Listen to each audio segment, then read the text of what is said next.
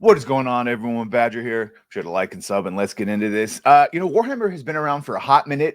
It's always been brutal. I've tried to get into it multiple times. The lore is so expansive.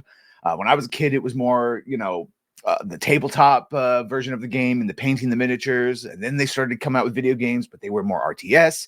Then we heard that Space Marine coming out, which I will definitely try and get somehow if it comes on Game Pass. Remember, no AAA game purchases, but if it comes on Game Pass, where I can get it secondhand somehow cheap. Sure. That's a long way to say that even though I'm looking forward to Warhammer from Henry and I'm trying to get into it, blah, blah, blah, it might not be able to defend against the same thing that every franchise has come under, and that's that DEI, that's that ESG. And yes, Games Workshop and the people behind Warhammer, BlackRock and Vanguard have a 10% stake. So let's see. Games Workshop retcons Adeptus Custodes by introducing female Space Marines, then lies about it. And one thing I've learned in all my looking about lore and finding out the Space Marines and different factions, there are no female Space Marines.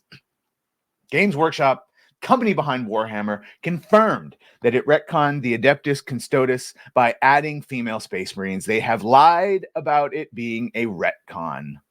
And yeah, I'm sure I'm going to butcher some of the names, but sue me. I'm trying. I've watched like probably 14 hours of lore videos, and I only have another like 5,000, and I'll be sort of caught up on the Warhammer universe. As reported by the Archcast, who shared an excerpt from the Codex, it states, Custodian Calidus Terravala Kesh stood upon the bridge of a Cobra-class destroyer named Vigilant Flame. The warship belonged to the mighty Battlefleet Solar. She lingered in the shadows at the back of the bridge, positioned at a spot where she could observe the actions of every crew member, be they in the instrumentation pits at the armament shrines, or in the case of Shipmaster Lethwick, stood ramrod straight before his command. To dissuade individuals who might counter that excerpt, doesn't confirm she's an Astartes Custodes, but she could be a sister of Siren. Arch shared another excerpt from the Codex that shows her wielding a Guardian Spear. It states, Kesh was warned before anyone else aboard, sensing a sudden empiric energy spike coupled with the surge of overpressure and sharp temperature drop that preceded a teleport strike. Her Guardian Spear was leveled and armed before the first cry of alarm or howl of a klaxon rang through the bridge. From there, Arch points out how this is indeed a major retcon by citing previous codexes that describe the Astartes Custodes as men. One of them reads, all Custodes begin their lives as the infant sons of the noble houses of Terra. It is a mark of incredible prestige to surrender one's child to this most glorious of callings within the Imperium, and many notable clans amongst the Terran aristocracy have willingly given up almost entire generation of newborn sons to earn it. As for why he believes this change was made, and here we go, and I think here's the meat of it, here's where the BlackRock, Vanguard, here's the ESG, and here's where the worry should come in for Henry, because this is sort of what they've done with Marvel, where they add in something in the last couple of years after the influence has already sort of come in the back door, and then they go, what are you talking about? It's right there in the lore. And this is not going to bode well. This is going to get the Warhammer fans are another level. This will not go over well. As for why he believes this change was made, Arch stated, it is simply just a political power play. That is all. That is all it has ever been. That is all it will ever be. This is the ideological capture of the franchise happening here in real time. We know the Custodes are male. He continued, and even if it wasn't stated outright, which again it has been, it would be weird, very weird, weird indeed for the Custodes to just be like, oh yes, no, we've kept this a secret all this time. And I know you've never heard about a male Custodes or female Custodes ever before, not a single mention in the Horus Heresy or any preceding source books. But now we could totally do this. We've just elected to never, ever, ever at any point tell you. And now there are two of them. Just like the Sith, they herald corruption where they come from, of course.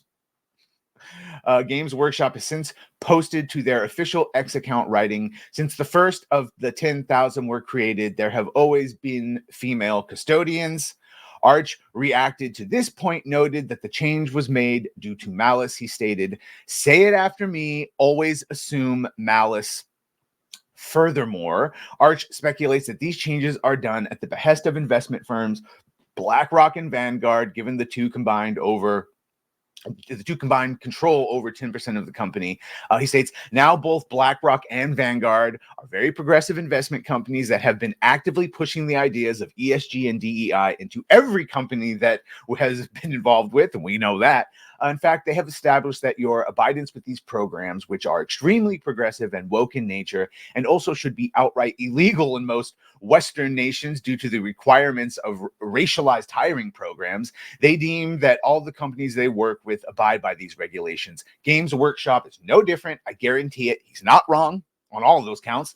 In fact, BlackRock CEO Larry Fink made it abundantly clear he wanted to force behaviors on companies. I love this one because it really does he says it all out loud. You have to force behaviors. And if you don't force behaviors, whether it's gender or race or just any way you want to say the composition of your team, you're going to be impacted. And that's not just recruiting, it is development. When asked how he plans to force change, Fink said it has to be imbued in the culture of the firm. It has to be talked about. It has to be shown. Behaviors across the entire firm and entire region have to be similar. Every citizen of the firm has to understand what is acceptable behaviors and what is unacceptable.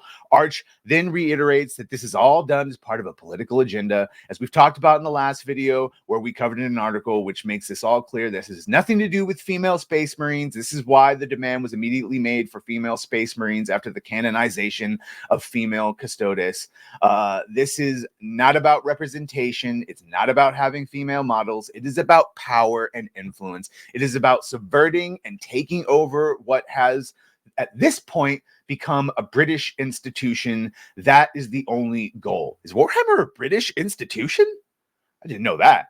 I didn't realize it was a British thing. Let me know if that's true.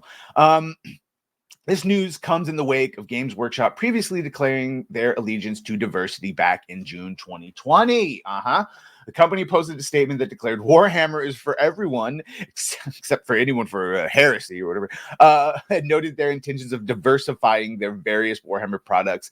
The statement shared to social media read, one of the greatest powers of our hobby is its ability to bring people together in a common cause, to build bonds and friendships that cross divides. We believe in and support a community united by shared values of mutual kindness and respect. I don't think that's I think Warhammer is shared by a different set of values, but okay. Our fantasy settings are grim and dark, but that is not a reflection of who we are or how we feel the real world should be. We will never accept nor condone any form of prejudice, hate, or abuse in our company. Oh boy.